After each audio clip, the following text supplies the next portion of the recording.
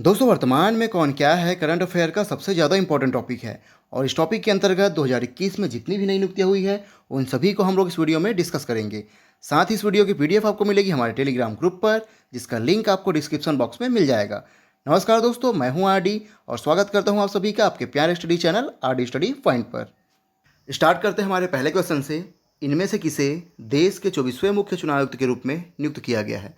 तो दोस्तों इसका सही आंसर है सुशील चंद्रा को भारत के 24वें मुख्य चुनाव आयुक्त के रूप में नियुक्त किया गया है। और दोस्तों जो भारतीय मुख्य चुनाव आयुक्त होता है वो भारतीय चुनाव आयोग का प्रमुख होता है। साथ ही भारत में स्वतंत्र और निष्पक्ष रूप से देश और राज्य के चुनाव करवाने की जिम्मेदारी इनकी होती है। और इनकी नियुक्ति कौन करता है? तो भारत के राष्ट्रपति द्वारा इनकी नियुक्ति की जाती है और इनका कार्यकाल जो है 6 वर्ष या फिर 65 वर्ष की आयु तक, जो भी इसमें से पहले आता है तब तक ये अपने पद पर बने रह सकते हैं। अगला सवाल है, पश्चिम बंगाल में लगातार तीसरी बार मुख्यमंत्री पद की शपथ किसने ली है? दोस्तों इसका सही आंसर है ममता बनर्जी। ये बनी है पश्चिम बंगाल की लगातार तीसरी बार मुख्यमंत्री। इनका राजनीतिक पार्टी कौन सा है? All India Trinamool Congress. साथ ही साथ बात करते हैं पश्चिम बंगाल की, तो यहाँ पे देखिए मैप में पश्चिम बंगाल इस तरह से दिखाई देता है। पश्चिम बंगाल के जो राज्यपाल है वो है जगदीप धनखड़। यहाँ की राजधानी है कोलकाता।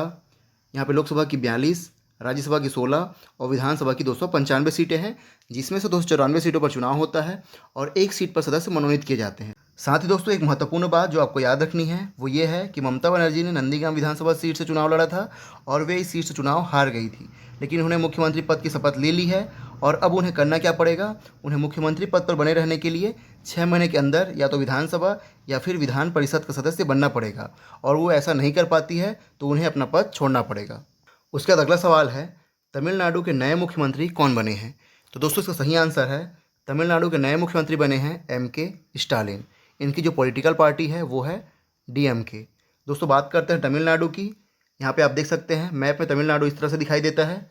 यहाँ के जो राज्यपाल हैं वो है बनवारी लाल पुरोहित।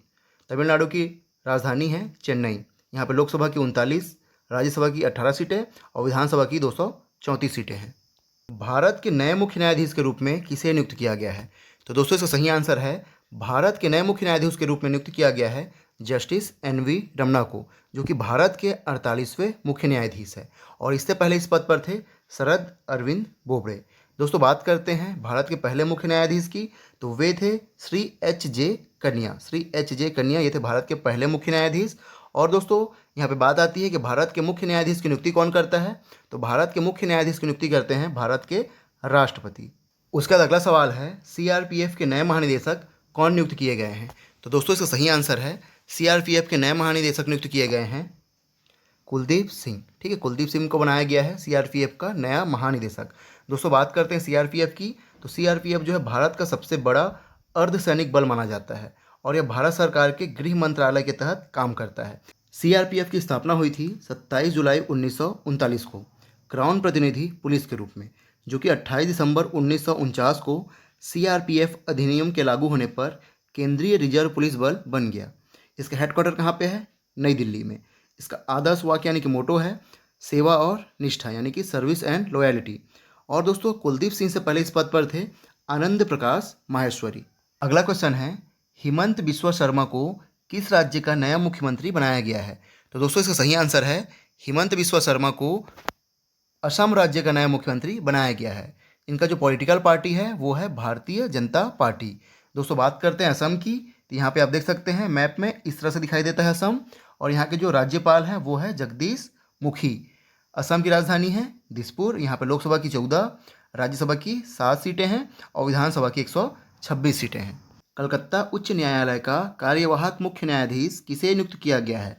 तो दोस्तों इसका सही आंसर है जस्टिस राजेश बिंदल को नियुक्त किया गया है कोलकाता हाई कोर्ट का नया कार्यवाहक मुख्य न्यायाधीश।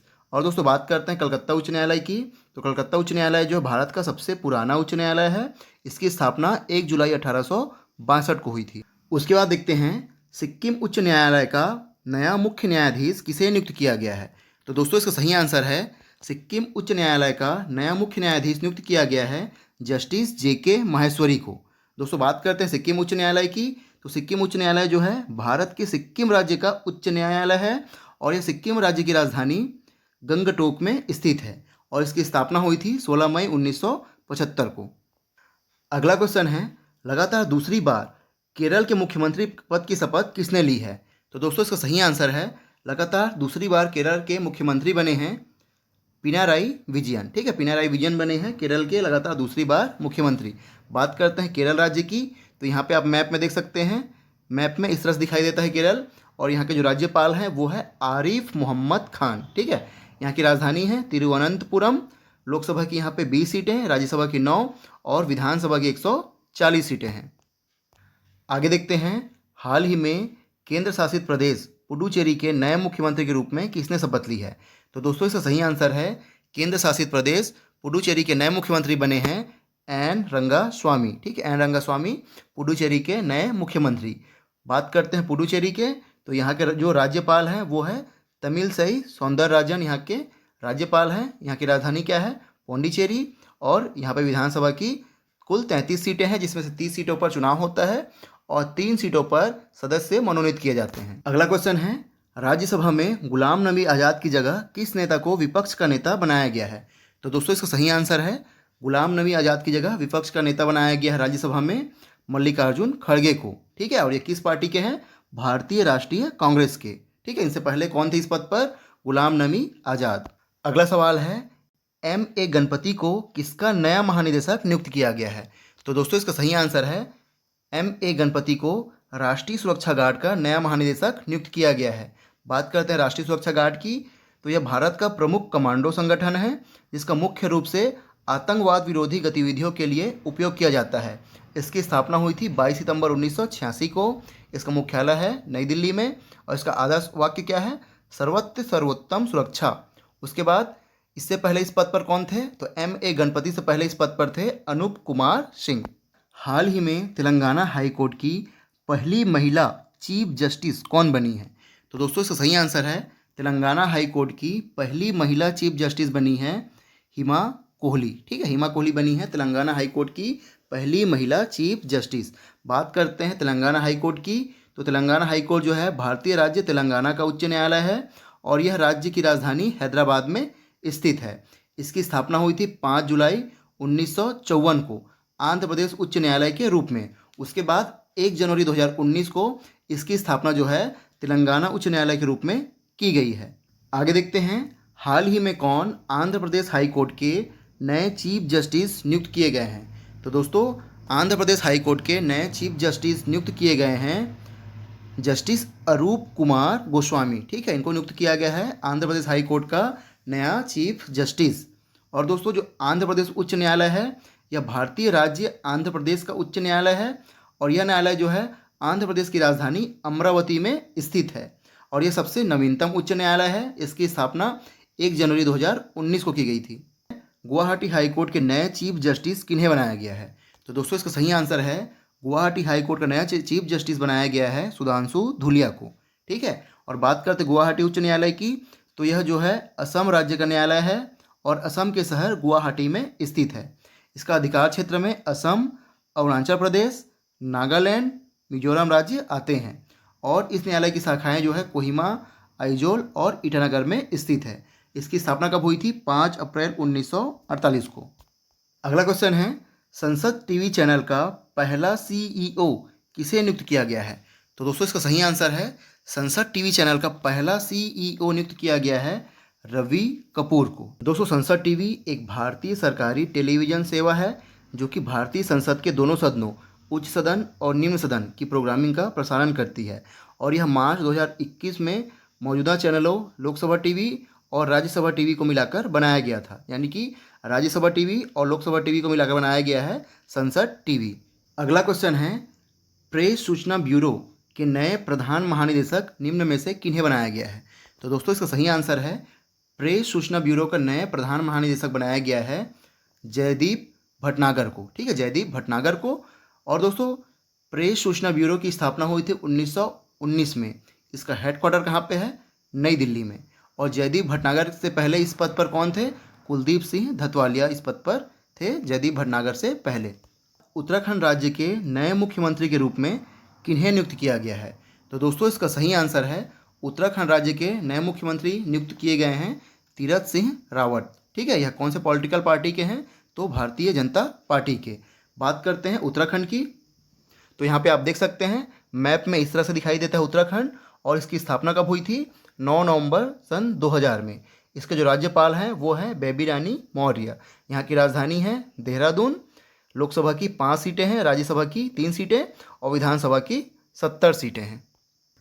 आगे बढ़ते हैं। अगले 3 वर्ष के लिए राष्ट्रीय सुरक्षा परिषद का नया अध्यक्ष किसे नियुक्त किया गया है? तो दोस्तों इसका सही आंसर है, अगले 3 वर्ष के लिए राष्ट्रीय सुरक्षा परिषद का नया अध्यक्ष नियुक्त किया गया है एस.एन. सुब्रमण्यन को। ठीक है, एस.एन. सुब्रमण्यन को नियुक्त किया गया है और इस पद पर इनका कार्यकाल जो है 3 वर्ष का होगा। और जो एस.एन. सुब्रमण्यन है वह देश की सबसे बड़ी इंजीनियरिंग कंपनियों में से एक L&T लिमिटेड के CEO और प्रबंध निदेशक हैं। बात करते हैं राष्ट्रीय सुरक्षा परिषद की, तो इसकी स्थापना हुई थी 4 मार्च 1966 को। भारत के नए मुख्य सूचना आयुक्त कौन बने हैं? तो दोस्तों इसका सही आंसर है, भारत के नए मुख्य सूचना आयुक्त बने हैं यशवर्धन कुमार सिन्हा। ठीक है, यशवर्धन कुमार सिन्हा भारत के नए मुख्य सूचना आयुक्त। और इससे पहले इस पद पर कौन थे? बिमल जुल्का। एनसीसी के नए महानिदेशक किन्हें बनाया गया है? तो दोस्तों इसका सही आंसर है, एनसीसी के नए महानिदेशक बने हैं तरुण कुमार आइच। ठीक है, एनसीसी के नए महानिदेशक। एनसीसी का फुल फॉर्म क्या है? National cadet corps. इसका हेडक्वार्टर है नई दिल्ली में और इसका सिद्धांत यानी कि इसका मोटो क्या है? एकता और अनुशासन, यानी कि यूनिटी एंड डिसिप्लिन। और हमारा लास्ट क्वेश्चन है, रेलवे बोर्ड के नए अध्यक्ष एवं CEO किन्हें बनाया गया है? तो दोस्तों इसका सही आंसर है, रेलवे बोर्ड के नए अध्यक्ष एवं CEO बनाया गया है सुनीत शर्मा को। ठीक है, रेलवे बोर्ड के अध्यक्ष और CEO सुनीत शर्मा। और इससे पहले इस पद पर कौन थे? विनोद कुमार यादव। दोस्तों इस वीडियो में हमने कुछ महत्वपूर्ण नियुक्तियों को कवर किया है जो कि एग्जाम के दृष्टिकोण से बहुत ही ज़्यादा इंपॉर्टेंट है, और जो भी नियुक्तियाँ बच गई है उसको हम अगले पार्ट में कवर करेंगे।